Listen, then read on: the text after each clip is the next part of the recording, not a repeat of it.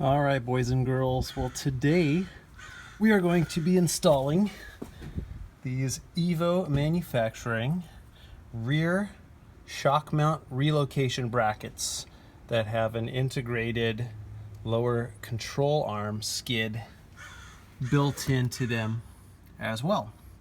And why would we be doing this on the Blue Bacan today? Well, let's have a look. These are my Rancho 9000 adjustable shocks, which are only adjustable a portion of the time. They're only adjustable when I buy brand new adjuster knobs, which are $10 a piece. And they only last for usually 1 or 2 trips until they get completely snapped off by rocks.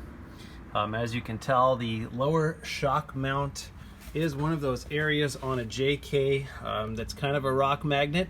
It does hang down a little bit and is one of the lowest points on the rear end of the Jeep. Actually, it is the lowest point on the rear end of the Jeep. If you're looking at the where the lower control arm mount is, the shock mount bracket actually drops down a good 1.5 to 2 inches below that.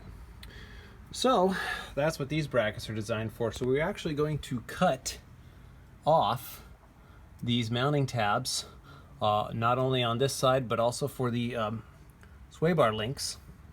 And we are going to then cut 1.5 inches off of the bottom of this this mounting bracket here, and that is going to give us an additional 1.5 inches of clearance, and hopefully put my shocks in a position where getting them raised up higher and out of the way, that's going to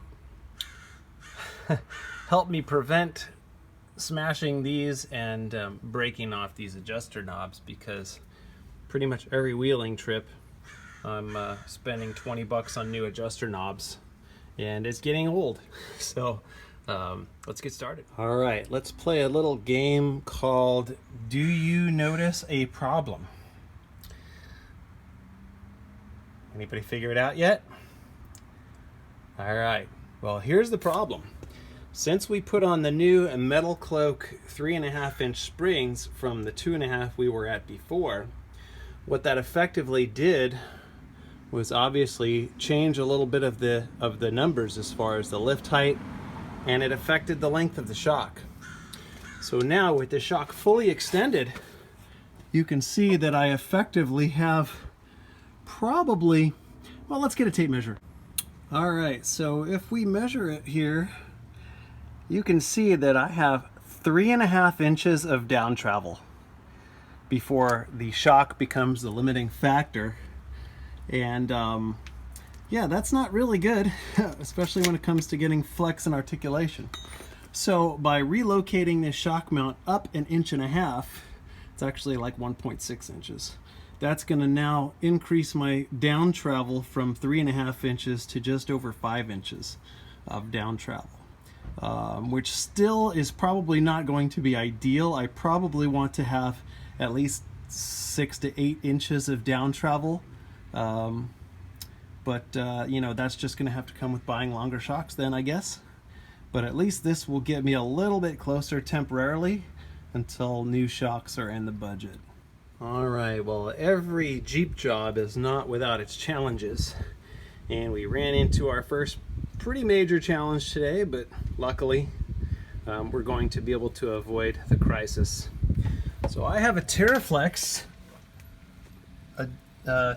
track bar bracket here that was included with my 2.5-inch lift, and this was supplied so that I could use the stock rear track bar and be able to raise it up and help recenter the rear axle with the adjustable holes, and not have to worry about the centering the axle. Well, I now have a new Synergy heavy duty adjustable track bar, and so the need for this bracket is actually not really as necessary anymore, since I have less than 4 inches of lift.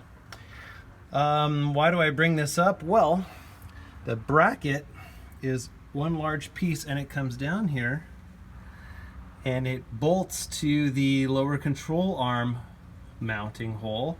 Well, this is a pretty thick piece of metal, and it is not going to work with the Evo brackets they will not fit over that, and there's just not enough play in it to mount this on the outside of the Evo bracket.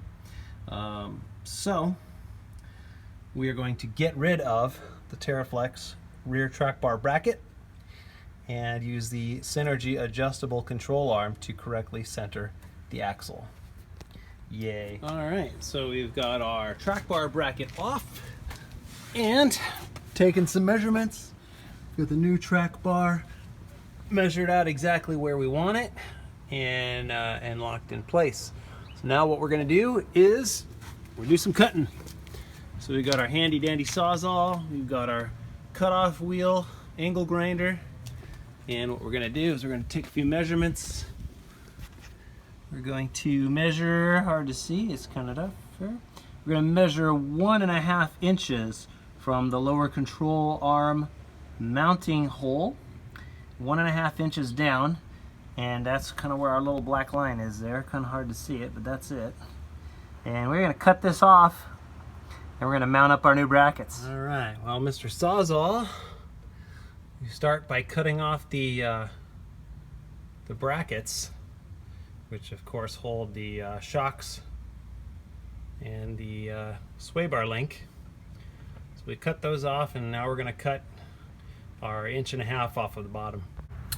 All right, so we got it cut off, 1.5 inches, actually a little closer to like, ended up being like 1 inch and like 8/10. It's actually a pretty good amount. So now we're going to slide our bracket on there and put in our mounting hardware. All right, so got it slid on, bolted up, control arms through, shocks mounted back on, sway bar link is back on. All that's left to do now is put on the wheels.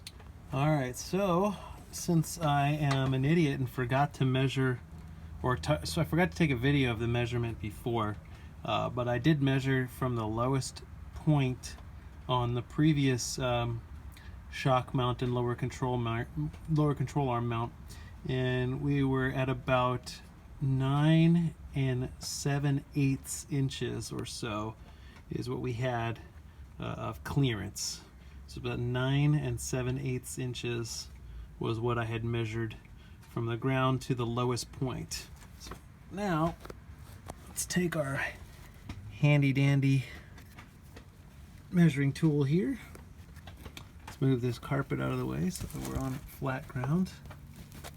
Okay. So now this does angle forward just a little bit, as you can kind of tell. So I'm going to go to the lowest point, which is right here. Looks like I got about a whole foot here. So I'm going to call this, it's about 11,